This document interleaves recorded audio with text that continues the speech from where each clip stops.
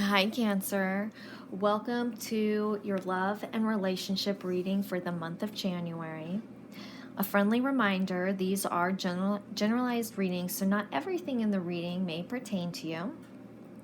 I'd like to encourage you guys to check out your moon and rising sign, and then check out a reading that correlates with those signs and see if maybe the information within those readings pertains to you more.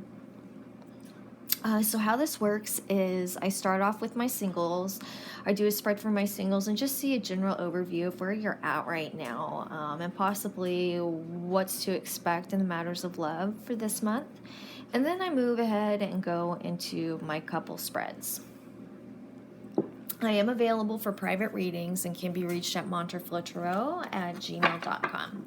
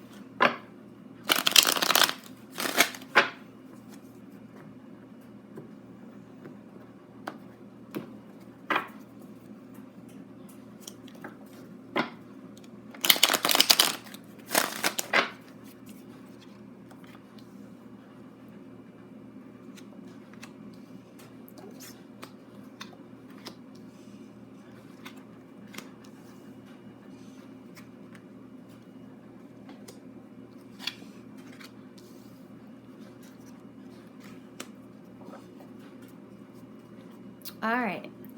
So the first card in the spread represents where you are right now, and this is the Empress. This is a very powerful, intuitive, strong-willed individual, a very creative person, one who really embraces her femininity and really invokes her power, so to speak.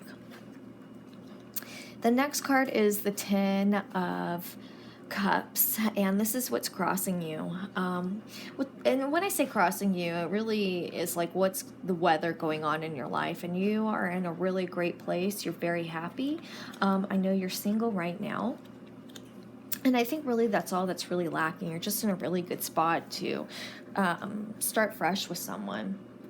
So the next card is the Knight of Pentacles, and this is the foundation of the situation, which is closely related to the recent past. So we're going to see how these two cards connect with each other. This indicates maybe a sudden change that happened, possibly correlating with the King of Swords. Maybe you were in a relationship and I want to say that this person could have come across as somewhat controlling, really collected, and there's just a sudden change that happened in your relationship that ultimately led you guys to go your separate ways. This person had a challenging aspect to him or her that I think often at times could be overwhelming. The next card is the card of death, and this represents your highest aspirations. What this means to me in a reading is a fresh start for you moving forward in a positive direction. I know that this is a card of death, which I'm sure can be alarming to some people, but the card of the death really signifies a new beginning, a fresh start, and I really think that you being in this good space and this relationship really not working out, that you're just ready to start fresh and build something new. The next card represents the near future, and this is the Queen of Wands. This could indicate a fire sign coming into your life, a very strong person who is close with nature. I wouldn't want to get on this person's bad side. One thing about fire signs is that they're very passionate people, and that can either work for you or against you, so you have that balance. You got to take the good with the bad, okay? The next card represents the outcome. This is the King of Pentacles. One thing I just want to remind you when dealing with the King of Pentacles is to stay grounded. I think that this is going to be a really good relationship for you, but to also Yeah, again, just really stay grounded, stay humble. This could also indicate the fruition of a lot of earthly matters too. And it could mean that you guys are moving forward in regards to earthly matters together. So that's super exciting. So with that said, I am going to move forward into my couple spread.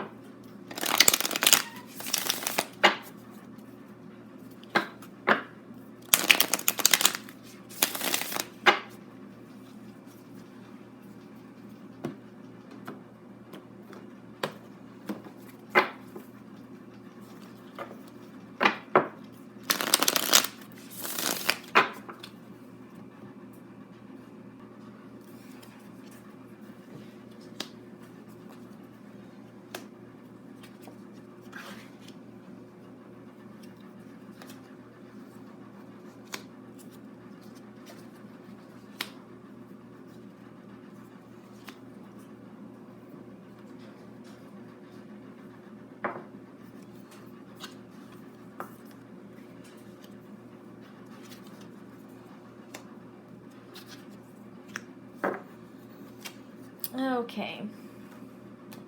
So the first card in the spread represents what you're bringing into the relationship. And this is the Ten of Swords. This could indicate a lot of pain that you're dealing with, angst, possibly depression, and it could also indicate some addiction issues. It could also really resonate with maybe some bad experiences that you have carried with you from one relationship into the next. The next card is the Emperor, and this is where you are now in regards to the other person. What I think this means, especially in regards to when we see the Ten of Swords, is this you really embracing your power and standing strong. I think that these issues that you're dealing with are things that you're wanting to move forward, and this is you just really claiming your power. The next card represents what you want from this relationship. This is the Seven of Wands. What this could indicate is maybe, you've dealt with some hardships. However, you see this relationship as a light at the end of the tunnel, and this is something that came to you at the time of your life when you really needed it. Like it was a real blessing. The next card is the Star, and this represents what the other person is bringing into this relationship.